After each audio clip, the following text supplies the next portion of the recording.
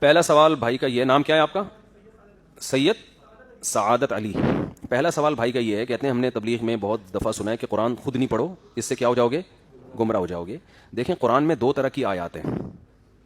ایک آیتیں وہ ہیں جن کا تعلق ہے نصیحت سے، واعظ و نصیحت، جن میں واقعات ہیں موسیٰ علیہ السلام کا واقعہ، ہارون علیہ السلام کا اور ابراہیم علیہ السلام کا، پھر آخرت کی ہولناکیاں، ٹھیک ہے نا۔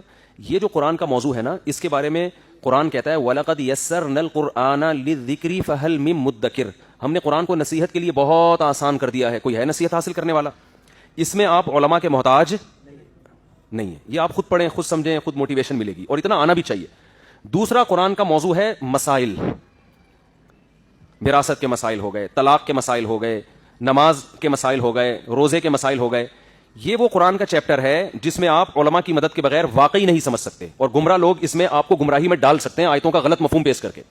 اور اس کے بارے میں بھی قرآن کی آیت ہے وَأَنزَلْنَا إِلَيْكَ الذِّكْرَ لِتُبَيِّنَ لِلنَّاسِ مَا نُزِّلَ إِلَيْهِمْ، اے نبی ہم نے آپ پر اس کتاب کو نازل کیا تاکہ آپ لوگوں کے سامنے کھول کھول کے بیان کریں کہ نازل کیا ہوا ہے۔ کیا مطلب؟ اس کو ڈیفائن قرآن خود نہیں کرے گا، بلکہ کون ڈیفائن کرے گا؟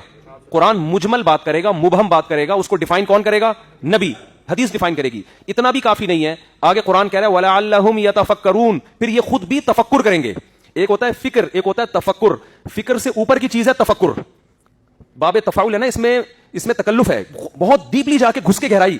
اور تفکر کا اہل وہی ہوتا ہے جو قرآن کو بھی جانتا ہو اور مکمل احادیث کو بھی۔ تو ایسے علماء جو مکمل قرآن اور مکمل احادیث پر بھرپور عبور رکھتے ہیں، وہ پھر ان آیتوں میں مزید جا کے غور و فکر کریں گے۔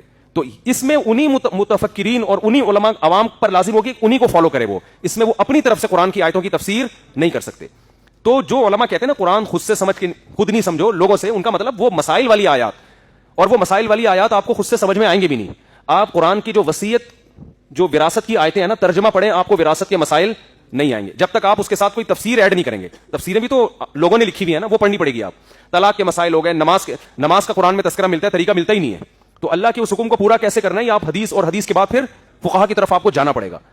تو یہ جو کہا جاتا ہے نا کہ قرآن خود سے نہیں سمجھو، یہ لفظ بہرحال غلط ہے۔ سمجھ میں آ رہی بات؟ یہ لفظ کیا ہے، یہ تعبیر غلط ہے۔ قرآن خود سے سمجھو، جو چیز مشکل لگے نا اس میں اپنی رائے قائم نہ کرو، بلکہ اس میں کس کو فالو کرو؟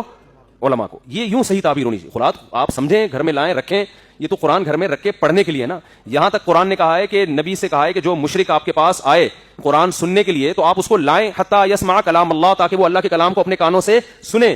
آگے اللہ کہتا ہے اس لیے کہ یہ لوگ وہ ہیں جن کے علم نہیں ہے، ان کے پاس بہت سے لوگوں کے پاس علم نہیں ہے، اس لیے اسلام کا انکار کریں۔ جب یہ قرآن سنیں گے تو یہ انکار نہیں کریں گے، بلکہ اس کی آیات پر ایمان لے آئیں گے۔ تو جب غیر مسلم کی سمجھ میں قرآن آ سکتا ہے اور اس کے بارے میں ترغیب دی جا رہی ہے کہ یہ خود سے سنے، تو خود سے سنے گا تو خود سے سمجھے گا بھی نا، تو یہ چیز اس کو اسلام کے قریب کرے گی۔ تو مسلمان کیوں نہیں خود سے سمجھے بھائی؟ وہ تو مسلمان بھی خود سے پڑھے گا بھی، خود سے سمجھے گا بھی۔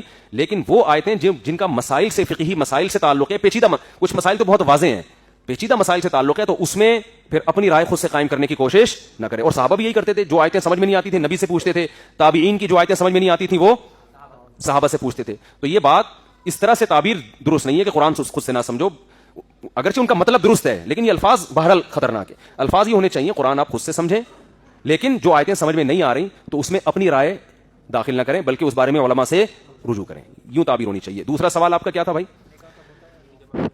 تبلیغی جماعت میں درس قرآن ہو، تبلیغ کی باتیں تبلیغ والوں سے پوچھو۔ میں کوئی تبلیغ میں رائے میں کوئی شورا کا رکن تو ہوں نہیں۔ وہ معین اختر سے انور مقصود نے پوچھا کہ آپ کے ماموں کیا کرتے ہیں، اس نے کہا ماموں کی باتیں ماموں سے پوچھو۔ جب زیادہ اصرار کیا تو اس نے کہا ماموں گالیاں دیتے ہیں۔ ماموں کیا کرتے ہیں، اس نے کہا یعنی مطلب حالات ایسے ہو گئے کہ ماموں اب کیا کرتے ہیں، گالیاں دیتے ہیں۔ بلب کے رشتہ داروں کو گالیاں، ٹیوب لائٹ کے، کیونکہ بجلی ہوتی نہیں ہے تو بلب کے رشتہ داروں کو گالیاں، نل کا کھولو پانی نہیں ہے، نلکے کے رشتہ داروں کو گالیاں۔ تو تبلیغ کا کام اتنا پھیل چکا ہے، میرا خیال ہے ان کو ڈر یہ ہے کہ اگر ہم نے درس قرآن کا پراپر سلسلہ شروع کر دیا تو ایسا نہ ہو کہ عامی آدمی جب درس دینا شروع کرے تو وہ کچھ اور ہی نہ کر دے، تو شاید اس وجہ سے وہ ڈرتے ہیں۔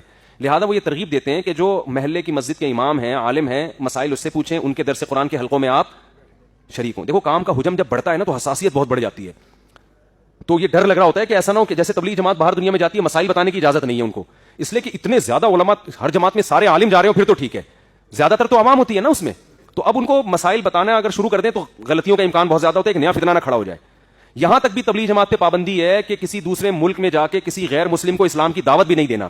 لیکن یہ الٹا کام اس لیے سیدھا ہے کہ اگر تبلیغ جماعت باہر جا کے غیر مسلموں کو اسلام کی دعوت دینا شروع کر دے تو دوسرے ملکوں میں تبلیغ پر پابندی لگ جائے گی، پابندی لگے گی، بولیں گے تو ہمارے مذہب کو ختم کرنے کے لیے آ رہے ہیں۔